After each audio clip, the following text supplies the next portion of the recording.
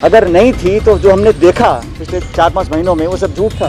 Lack of performance बोलो, omission बोलो, गलती बोलो, अकाउंटेबिलिटी बोलो, वो तो एक्सेप्ट किया ना भारत सरकार ने। मैं कभी भी इस मुद्दे को पॉलिटिकल नहीं बनाना चाहता हूँ। ये जो कानून बने हैं ये पॉलिटिकल एजेंडा को पूरा करने के लिए बन रहे हैं। अभी कल भारत सरकार ने कहा सदन के पटल पर पार्लियामेंट में कि देश में ऑक्सीजन की किल्लत से कोई मौतें नहीं हुई हैं, और ये कह देना कि राज्य सरकारों ने जो हमें आंकड़े भेजे हैं उसमें किसी मौत का उन्होंने ऑक्सीजन की कमी कारण नहीं बताया, ये नाकाफ़ी है। सिर्फ राज्य सरकार से आंकड़े जुटाने का काम अगर केंद्र सरकार का है तो ये मैं समझता हूँ लोगों के गले नहीं उतर रहा है।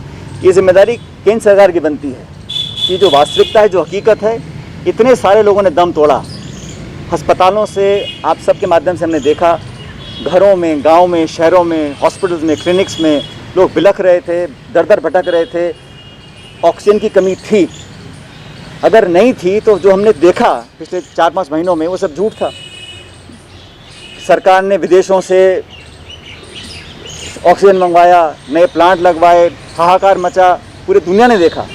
तो ये कह देना कि मौतें नहीं हुई और राज्य सरकारों ने हमको कहा कि कोई मौत नहीं हुई, ये नाकाफ़ी है।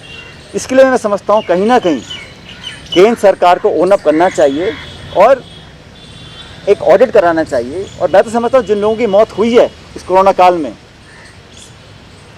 इतने सारे हॉस्पिटल के नाम छपे, हमने अपनी आंखों से देखा, जो कहते थे कि ऑक्सीजन 1 घंटे का बचा है, आधे घंटे का बचा है, मारामारी हुई, किल्लत हुई, सब कुछ लोगों ने सहन किया। लेकिन जो लोग आज दुनिया में नहीं रहे, मैं समझता हूँ कहीं ना कहीं उनकी जो मौत हुई है वो बहुत दुखद है। लेकिन इस प्रकार से बोल देना कि किल्लत थी नहीं, ये उन हुई मौतों के साथ मजाक है। मैं ये कहना चाहता हूँ कि सिर्फ केंद्र सरकार अगर राज्य सरकारों के आंकड़ों पर ही निर्भर कर रही है तो वो अपनी जिम्मेदारी नहीं निभा रही है। कहीं ना कहीं वो रास्ता निकालना पड़ेगा ताकि हकीकत सामने तो आए।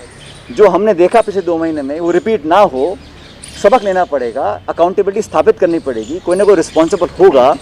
और केंद्र सरकार, मैं समझता हूँ, क्योंकि कोविड में पूरा जो इकोसिस्टम था वो कंट्रोल कर रहे थे, चाहे वो रेमडेसिविर हो, चाहे ऑक्सीजन हो, अब चाहे वैक्सीन को उन्होंने खोला है कि केंद्र सरकार ने एक कमांड एंड कंट्रोल स्थापित किया हुआ था। और अब बोल देना कि हमको स्टेट गवर्नमेंट ने लिख के नहीं दिया है इसलिए हम इसको भारत सरकार का आंकड़ा मान रहे हैं, मैं समझता हूँ ये गलत है।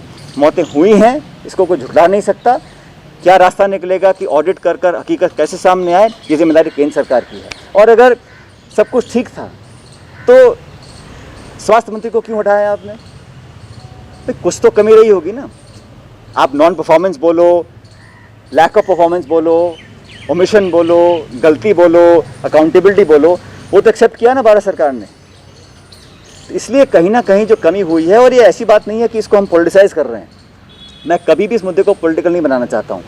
लेकिन भविष्य के लिए, सबक सीखने के लिए, जब तक हम एक्सेप्ट नहीं करेंगे, ओन अप नहीं करेंगे, रिस्पॉन्सिबिलिटी तय नहीं करेंगे, जवाबदेही तय नहीं करेंगे, तो भविष्य के लिए आप कैसे रास्ते को सुधारेंगे? सिर्फ घोषणाएं करने से कि हम ये कर देंगे, हम वैक्सीन सबको लग जाएगी, वो तो अब जब सब नुकसान हो गया, जो आंकड़े आए हैं सामने, मैं समझता हूँ कहीं ज़्यादा उससे मौतें हुई होंगी।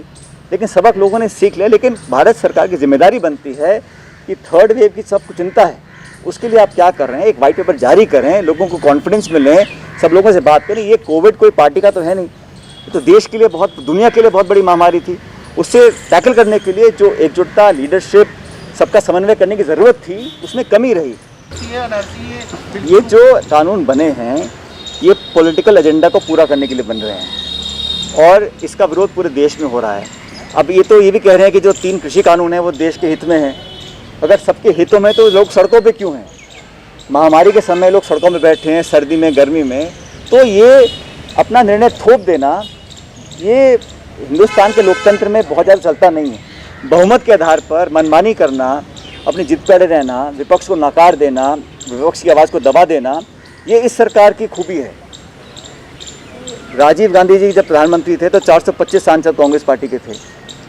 उस समय भी विपक्ष को मान सम्मान मिलता था, चर्चा होती थी, संवाद होता था। लेकिन इस बार माहौल ऐसा बन गया है कि बहुमत के आधार पर आप अपनी मनमानी करना चाह रहे हैं और कहीं ना कहीं आप देखिएगा लोगों के अंदर एक विद्रोह पैदा हुआ है।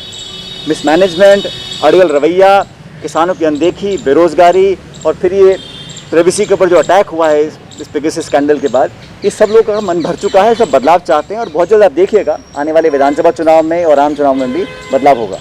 The Congress party is well aware of the challenges we face. We are fully prepared to take on the BJP at a national level. And मैं दोबारा कहना चाहता हूँ, राष्ट्रीय स्तर पर भारतीय जनता पार्टी को पॉलिटिकली कोई चैलेंज कर कर हरा सकता है तो कांग्रेस पार्टी है। और ये बात सही है कि कई राज्यों में हम चुनाव जीते, कईयों में हारे हैं, लेकिन देश भर में एक नेशनल फुटप्रिंट अगर किसी पार्टी का है तो कांग्रेस पार्टी का है। और बीजेपी को चुनौती देकर राजनीतिक अखाड़े में अगर कोई विचारने की ताकत रखता है तो कांग्रेस पार्टी रखती है। अपने सहयोगियों के साथ हम लोग इस मकाम को पूरा करेंगे। जनता ने 7 साल का राज देख लिया, महंगाई, भ्रष्टाचार, कोविड के मैनेजमेंट, पेट्रोल डीजल का आप जानते हो हाल क्या हो रखा है, रसोई गैस 950 रुपये की हो गई है। तो देश भर में अव्यवस्था है, इकोनॉमिक बैकलैश है, स्लो डाउन है। नौजवान किसान आज 9 महीने हो गए धरने बैठे, किसानों को हर वर्ग पीड़ित है। लोग बदलाव चाहते हैं, जो मौका देना चाहते थे 14 में वो दिया, 19 में दोबारा दिया। लगातार हर मोर्चे पर फेल होने के बाद आज लोग समझ गए हैं कि कांग्रेस यूपी का जो शासन था वो इससे बहुत बेहतर था। इसलिए आने वाले समय में हम सब साथी दल मिलकर अपनी रणनीति बनाएंगे। और कांग्रेस पार्टी के अंदर बहुत चिंतन इस बात का भी हो रहा है कि हम आने वाले जो 5 राज्य हैं उनमें और भविष्य की चुनौतियों का सामना कैसे करें।